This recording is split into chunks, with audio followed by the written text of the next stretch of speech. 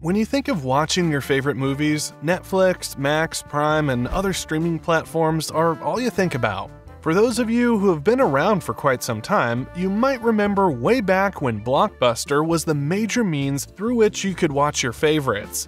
Fast forward to the present, and you'd be surprised to find out that a lot of people know very little about it apart from the fact that it was an old video store where you could rent movies. So that begs the question, what exactly happened to this giant? Well, you're about to find out.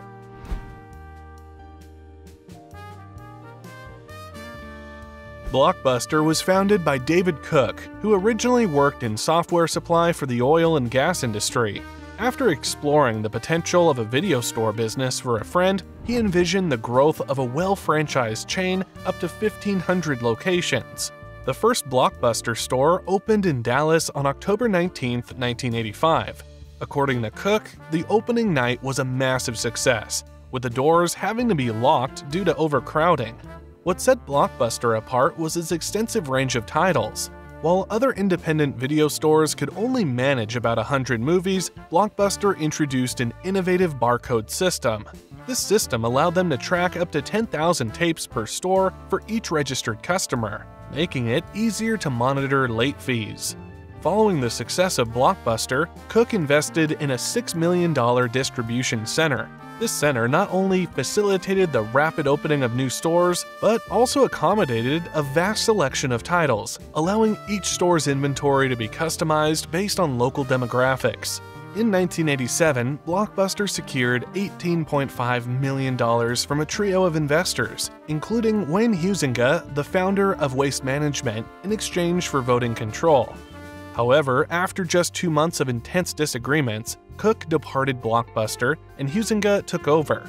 Under Huizenga's leadership, Blockbuster pursued an aggressive expansion strategy, acquiring existing video rental chains and opening new stores at a remarkable rate of 1 per day. By 1988, just 3 years after its inception, Blockbuster had risen to become America's leading video chain company, boasting over 400 stores across the nation. As the company expanded into a multi-billion-dollar empire in the early 90s, Huizenga became concerned about the potential threat posed by emerging technologies like cable television to Blockbuster's traditional video store model. Despite briefly considering acquiring a cable company and even obtaining approval from the Florida legislature to construct a Blockbuster amusement park in Miami, Huizenga ultimately decided to sell Blockbuster to media giant Viacom for a staggering $8 billion in 1994. However, within just 2 years under Viacom's ownership, Blockbuster's value plummeted by half. You can attribute Blockbuster's downfall to the emergence of Netflix, specifically the classic Netflix model of delivering DVDs to customers' homes rather than its streaming content, as this was Netflix's primary service during that period. It's important to note that Netflix didn't introduce streaming until approximately a decade ago. One distinction between Netflix and Blockbuster is the convenience factor.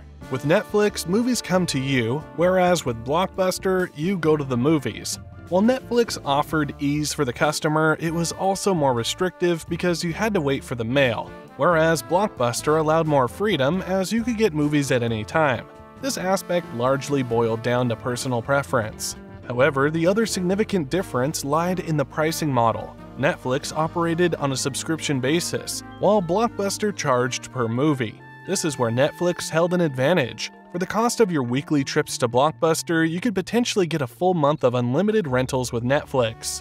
The logical step for Blockbuster to compete would have been to offer subscriptions for unlimited rentals at their stores. However, implementing such a strategy was not as straightforward as it seemed. You may have heard the famous tale from the year 2000 when Blockbuster turned down an opportunity to purchase Netflix for a mere $50 million. Today, Netflix is worth billions. However, at the time, Blockbuster opted to compete with Netflix rather than acquire them. It wasn't a matter of ignoring Netflix's established business model. Instead, Blockbuster believed they could outcompete them.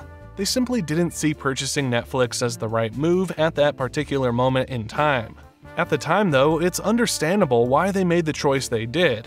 Passing on the Netflix deal may seem like a monumental mistake now, but back then, Blockbuster likely had valid reasons for their decision, and many would have respected it. Interestingly, around the same period, Blockbuster did venture into streaming video on demand with a 20-year deal involving fiber optic technology. Despite the potential advantages this deal could have offered, including putting Blockbuster ahead of Netflix, the technology didn't work out as expected, leading to a missed opportunity for Blockbuster.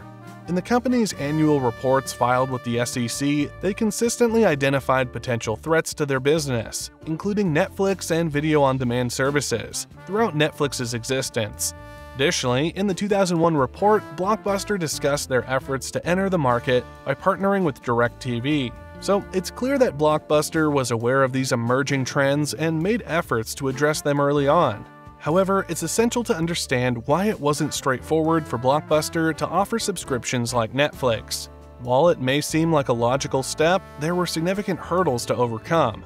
These challenges included restructuring their business model, renegotiating agreements with studios, and potentially cannibalizing their existing revenue streams from in-store rentals and late fees. So, while Blockbuster was cognizant of the changing landscape, executing a subscription-based model posed its own set of complexities and uncertainties. The rental revenue figures included a significant portion from late fees, which are impossible to collect if customers have an unlimited rental subscription. Late fees constituted a healthy source of income for Blockbuster, and they were hesitant to adopt a structure that would eliminate them entirely. However, in 2004, Blockbuster introduced a subscription service called Blockbuster Movie Pass, and the following year, they announced the elimination of late fees. But, as I said, late fees served as a crucial purpose in the traditional rental model. They incentivized customers to return movies on time, ensuring that Blockbuster had a steady flow of inventory available for other customers. Without the pressure of late fees, customers were less motivated to return movies promptly, potentially leading to inventory shortages and disruptions in service. Blockbuster's system had some quirks, such as offering customers a grace period and then automatically charging the full price of the movie if it wasn't returned within a certain time frame. In their efforts to stay relevant, Blockbuster expanded into various markets. Towards the end of 2006, they launched Blockbuster Total Access, another online subscription service that allowed customers to rent multiple movies at a time. This service offered the flexibility to receive movies through the mail, akin to Netflix, or exchange them at any Blockbuster store.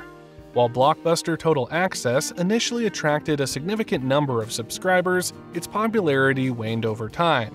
One factor could be its higher cost compared to Netflix. Additionally, while the convenience of exchanging movies in-store was appealing to some customers, it may not have justified the extra expense.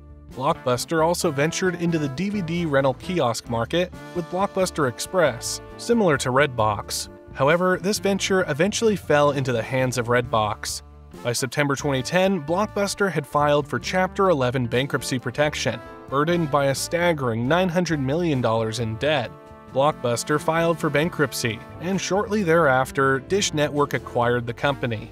This marked the culmination of an 8-year struggle reminiscent of the movie Tango and Cash.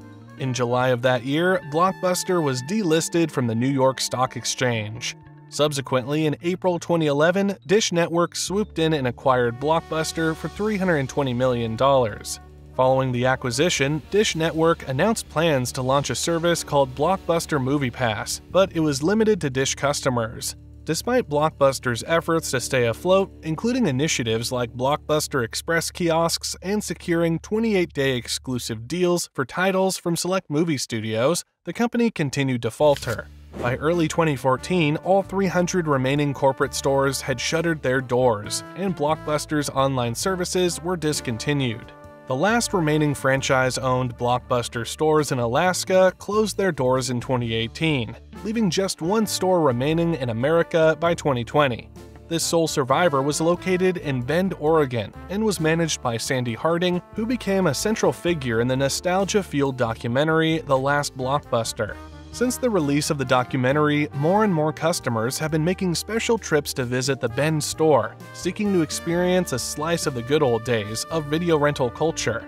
The store has become a symbol of nostalgia and a cherished relic of a bygone era, drawing visitors from far and wide who yearn for the unique charm of browsing physical movie shelves and engaging in conversations with fellow movie enthusiasts.